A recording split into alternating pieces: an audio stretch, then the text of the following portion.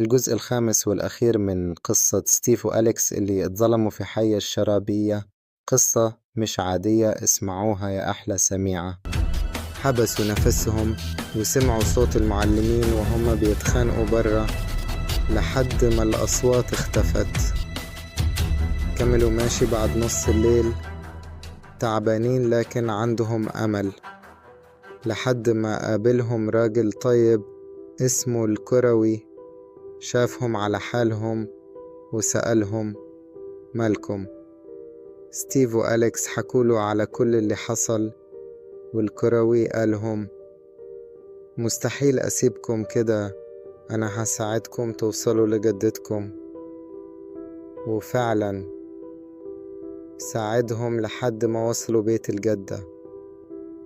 أول ما شافتهم جريت حضنتهم وهي بتعيط، ووعدتهم إنها مش هتسيبهم يخرجوا لوحدهم تاني أبدا.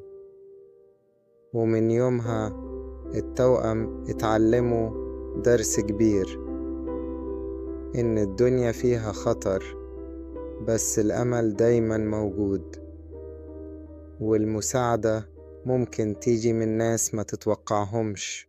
النهاية خلصت القصة بس المشاعر لسه جوه القلب.